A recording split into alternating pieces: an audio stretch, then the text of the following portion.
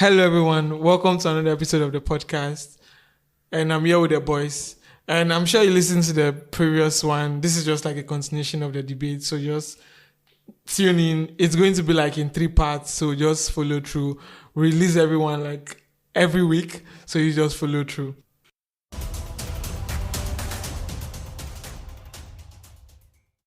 Well, for Man City right now and a lot of the top teams in Europe this whole new UCL format and fixture congestion it's not helping at all, to be honest. It's not helping at all, and I find my club very lucky because of our depth. To be honest, if we didn't have the kind of depth we have, I'd be worried at a point in time in the season, because already now look at how most of our games, Cole Palmer is being marked out. Imagine if you don't have options on the bench, like viable, ready to go options on the bench. Right now, City is at that point where they don't even have the depth we have, and it's kind of crazy, to be honest. It's really kind of crazy that City doesn't have enough depth as Chelsea in terms of quality, not just quantity even. Compared to Chelsea now, Chelsea Team B is a very, very good option playing through the Premier League easily. They can do it and then probably maybe perform better, because in their system, when they are playing, you see the Maresca system truly and well. And it counts in most of the games they play together. High scoring matches, and you will never not be entertained. You understand? So the fixture congestion, to be honest, it's a problem. It's a big problem. And I do hope the best for everyone this season in terms of that, because it's not really nice to have players injured as much. It's not at all. It's sad. It's really sad. But then again, there are certain special teams I do hope they'll get injuries a lot.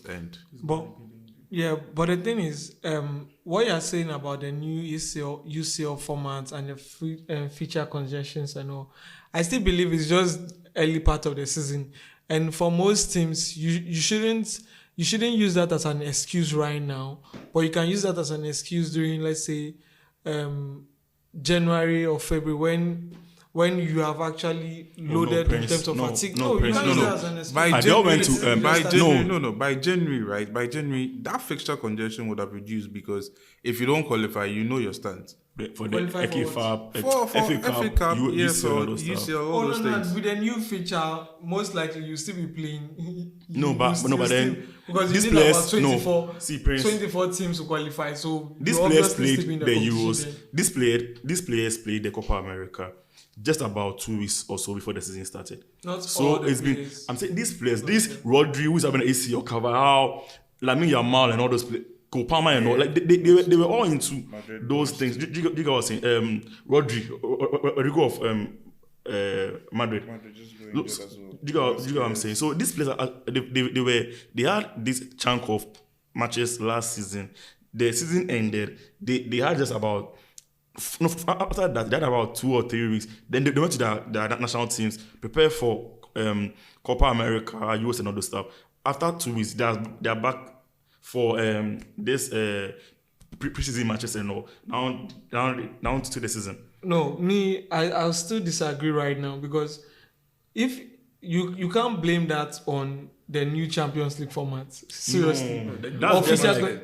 No, because now they have these it has always been this way. It has always been this way for the past 10 years. When it comes to the EPL, it's not like every year. That's what I'm saying. It happens almost every time for the past 20 years or 30 years. You have the years in which you play the Euros. You know that you have the shortest of summer or whatever. Then you are back to your club playing football. So the fact you are getting ACL now, don't blame that on something that is normal that happens every 4 years. You get not just the UCL congestion. We mean general football congestion.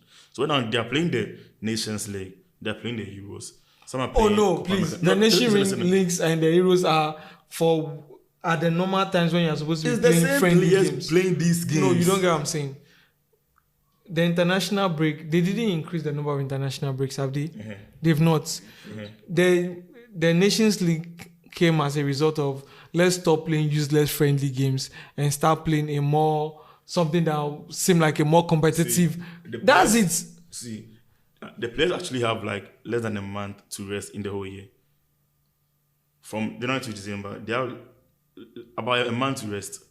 So now they are playing week in, week out. Some are even playing midweek. See, this thing is very stressful to them. This is very, very stressful. I don't agree the fact you're saying is very stressful, and I wouldn't go through the back and forth about.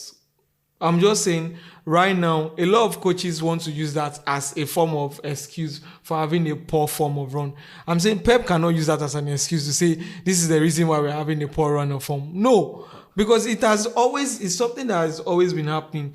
What I feel like doesn't make sense is maybe the Club World Cup they want to play. It doesn't make sense bringing all those teams and having a longer. It doesn't make. But presently, now, you can't use that because the season is just starting. You're all fresh.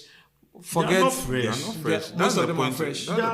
Most of them are fresh. How many of them are not fresh? That's the point you're trying to hit. All those are injured were somehow busy during the break. In this argument, right? In this argument, you can say this when we are talking about the smaller teams, because they don't get really represented when it comes to the national level. But then we are having a conversation about the big teams: Man City, Liverpool, United, Real Madrid, Chelsea, Barca, all those things. Now look at Real Madrid. Yeah. Oh yeah, Chelsea has a lot of international representation. Continue. Now look at Real Madrid right now. Real Madrid also has a long list of injured players, and it's shambolic, to be honest.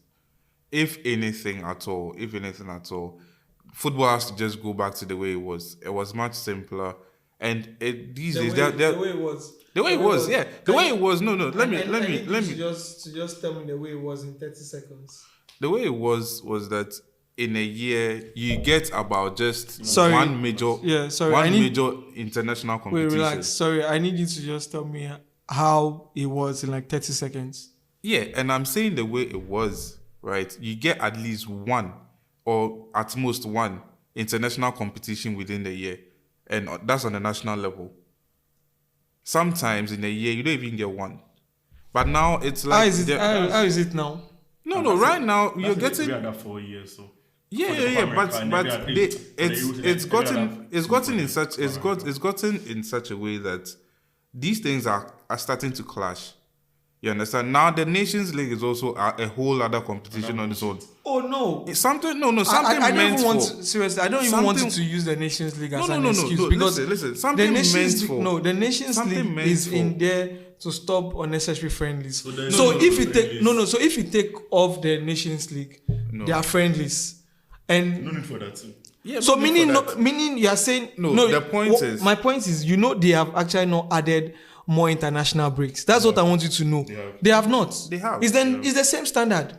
No, FIFA didn't add any more international break. It's the way it has always been. No, that's a lie. This isn't. It's the way it has always been. You just make it seem that way. We have gone about 4 already. No, we are on 1 again. Bro, it has always been that way. You just now you just make it feel like it hasn't. It hasn't. To be honest, it hasn't. And if you be honest, right? See, all what this is doing is the fact that, for instance, the Nations League, the point about friendlies, when players go internationally to go and play friendlies, is that they get to play for their national teams, but not fully exert themselves like that. Right now, it's like there's a competition and there's a cap on the line, so they have to go harder than they usually do. So hear me out. As an athlete, you have to go harder in your domestic league. You have to go harder when you go on international break. Even your domestic cups, you even have to go hard because there's a lot of teams you have to play. Unless you are seeded above and all that, you still have to play a lot of games before you win the cup. And here's the case where, for instance, in a place like the English league, after a match, you are facing off with a big team, or even on your first match in the cup, you're facing off with a big team, and you have to go hard. You understand? These players are just going hard all the time. No time for rest. And I know it's their job and not all that, but then it's a matter of using your body. You understand? So you can't just say that, no, it's still the same thing. So it's still the same thing and there's no strain at all. There's not, no, come on. There's more strain on them now than before. Before, friendlies were friendlies. Yeah. Friendlies were friendlies. Cup competitions were cup competitions because you could easily use your team C to even play and then get to a point before your team A comes. No one cares. But right now, everything is so hard and you have very competitive. You Literally, just have to you can still use your team C if you have. You can't. You can't. But what team are you using in the Europa League? Your team A? My team. No, it's my team. No, obviously it's your team. No one is like your team. Q is your team. C is your team. But you're using your team. This is the point. No, let me tell you something. Prince, when we won the Europa League, the last time we won the Europa League, 2019, look at the team we used to play from group stages to semi-finals or quarter-finals before we introduced some of the big players. They were mostly in the academy. Mostly. And they were French players playing up those matches. Right now, Musonda. That's why you have a larger squad. No. That's the main idea. City cannot even complain. I don't even want City to complain because they've literally been buying all these players all this while so they can have a larger squad and not complain about injuries. When other teams were complaining about injuries last season, it felt like, the injuries they affect you because regardless of... What they were winning. Because regardless of that, because I know if a Rodri is injured, I can play John Stones in that midfield and bring a certain player to play the defense. And I won't have any problem. You get, because they have a big squad. You are doing the same thing this season. You can decide to change your old first 11 for a Conference League game and play a different 11 and score 8 goals. No complaint, no issue. That's why the biggest teams have the big squad. The smaller teams don't need that big squad because most of their players don't even get called up for the national team. Only if they are playing for countries like Scotland and Ghana and the rest. You get? So that's the main reason. So I don't see the reason why you should even complain that, okay, we are struggling. You have a big squad. You can even fool around. Liverpool even fool around in cup competitions. They play kids and they go as far as probably the semi-final. And when they get to the semi-final, they probably bring the big guns. You get, the bigger teams are equipped in that way to actually take that risk because one, you play more competitions. And when you say you play more competition, I want to even know how many games did City play last season? They played a lot. How many? Because in a season, the season I even went to the Europa League final. And I think I dropped from the Champions League. I play around 70 games that season. You get? And I feel like the maximum they can even play is around that. City could clock 80. They didn't clock 80. They didn't clock 80. They didn't clock 80. Because they left the Europa League. UCL. Yeah, they left early and they went to the final of just the FA Cup. So they didn't even play up to that number. You get 6. And to a certain level, for the big teams, you would want to play that number of games because...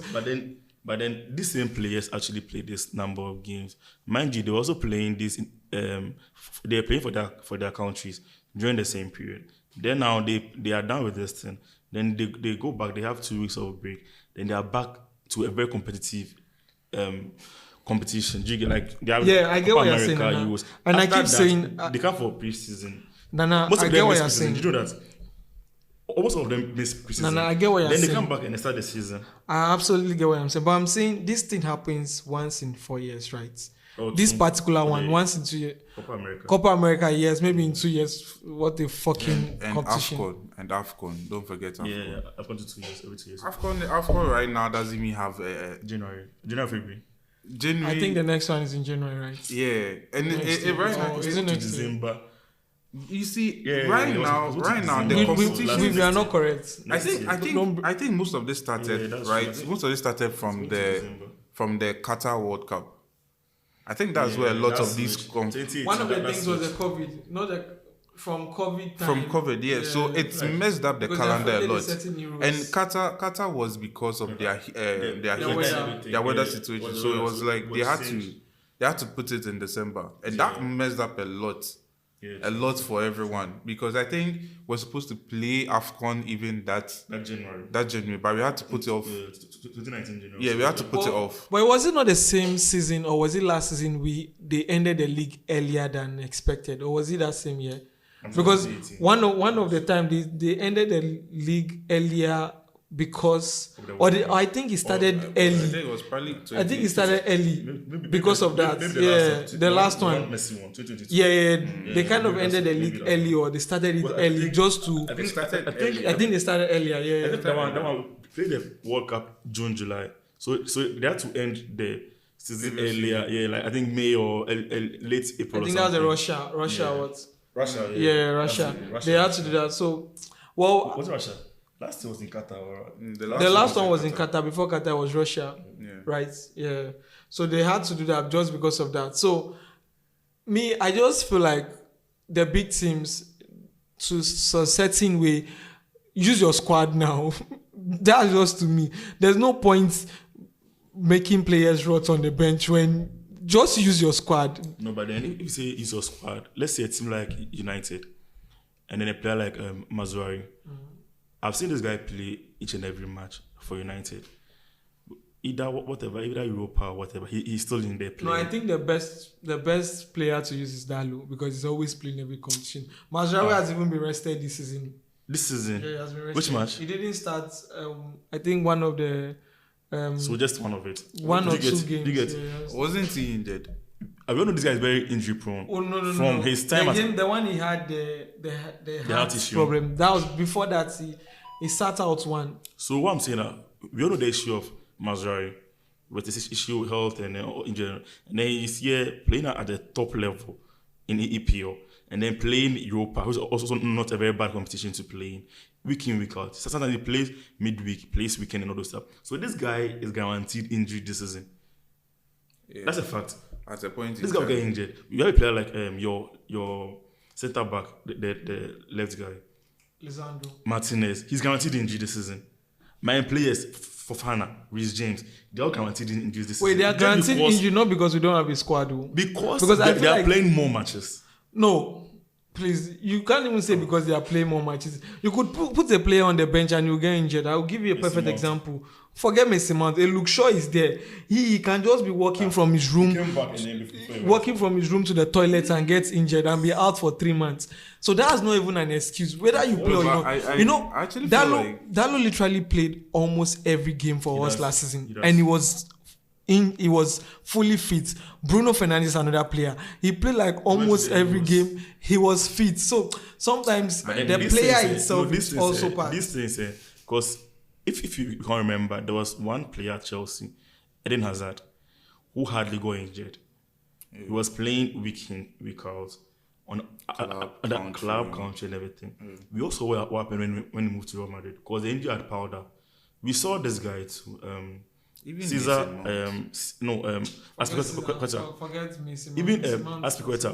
He was at Chelsea. Mount is not correct. No, I can use Mount. Why? I can use Mount. He played 3 years continuously. Every match. Without rest. FA Cup, EFL, without rest. was playing. So are you saying his injury right now is because of what? No, you see, the thing is, nothing is piled up. No, the guy, his leg is dead. They should cut his leg. No, see, for Mount, it's actually unfair. For Mount, it's actually unfair, to be honest. Even though, I think we're a bit pained when he left, in the manner he left. But regardless, the guy put in a lot for us. Pain though, Charlie. Oh yeah, no, come on. Make it left foolish guy. Oh, come on. Wait, cold power. No, come on. You don't even miss him. Oh, of course, 100%. The way he was rushing to celebrate. Anyways, can't shoot me for Stamford Bridge. Your mother, foolish guy. No, see, funny enough, they offside too. Low key.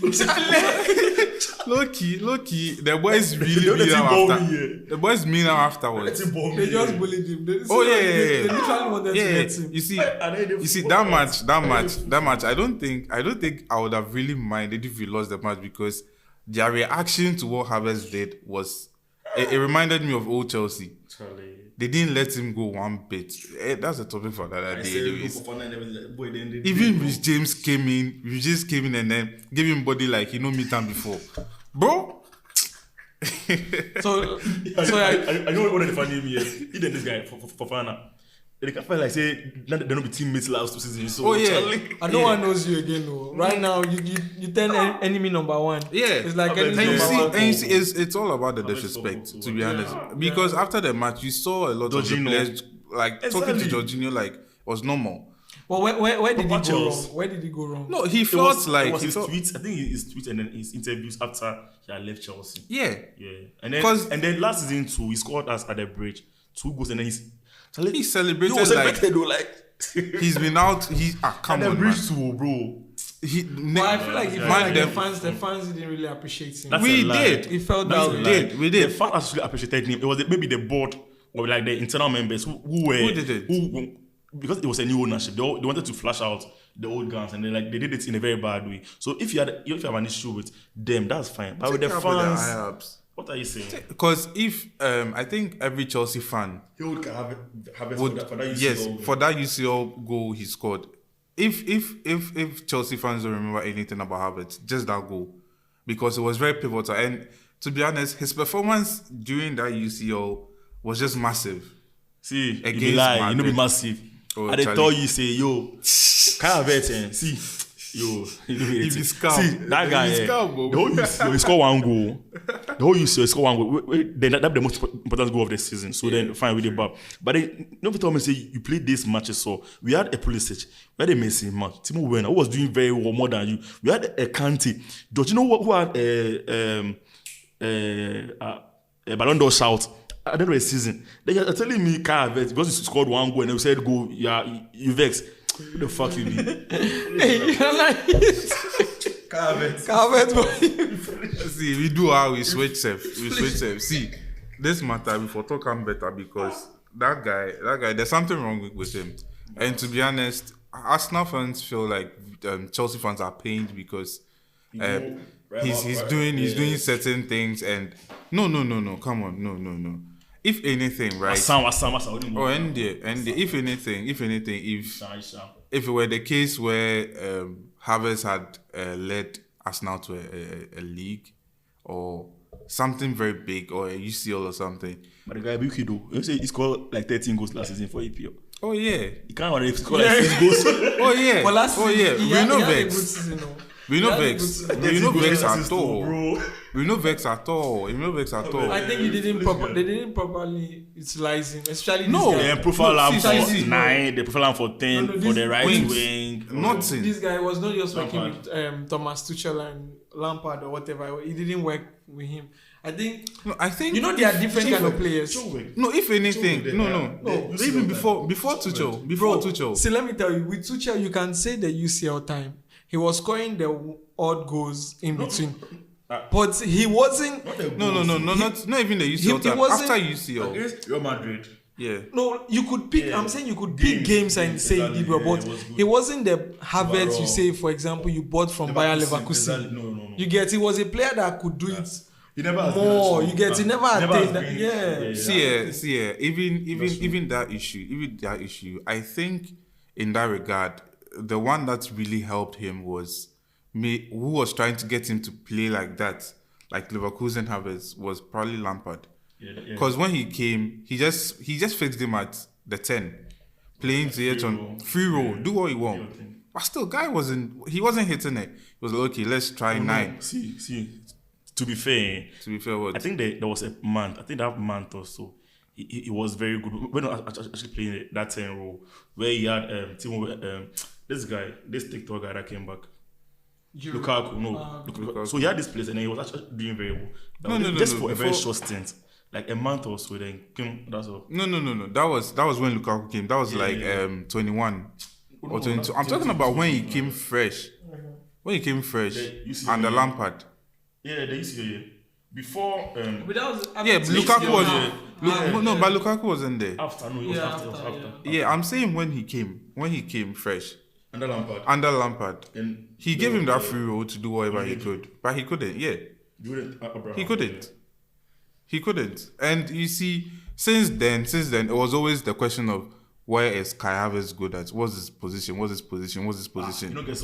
don't get some senior. This thing, I really think the only reason Arsenal is actually playing him as an out-and-out striker is the fact that they don't have an out-and-out striker. Because if they do get one right now, I don't think they'll play him or they'll play Havertz over that striker. Or is he playing like an out-and-out? No. I said if they do get. But I don't think They do. They are, to be honest. No, he's not playing like It's an more out-and-out of striker. a decoy player. Yeah, because Yeah. No he's problem. moving from space That's that no. going Yeah, to exactly. places. So, yeah. No wahala. That is all Is it tactical. very well? But then right now, That is all tactical, to be honest. Right now, the thing is, if they bring in a striker, he's going to the bench because don't bench him for Odegaard. No. Don't bet Odegaard for him. That is the point so I'm he's making. going to the bench straight. Like That is the point I'm making. No, you don't be too quick to say this. Kai Havertz. No. At the end, it lies. It's an Arteta choice. Kai Havertz. No, it's an Arteta choice. Sorrow. He might decide to play him behind the striker. See, He might decide to do whatever he wants. Bro, It's his choice. the Arteta guys, if he shall make it come out for them. Down there, facts, bro. It's sharp pass. But you know, if he's calm. Oh, we carry that sham. So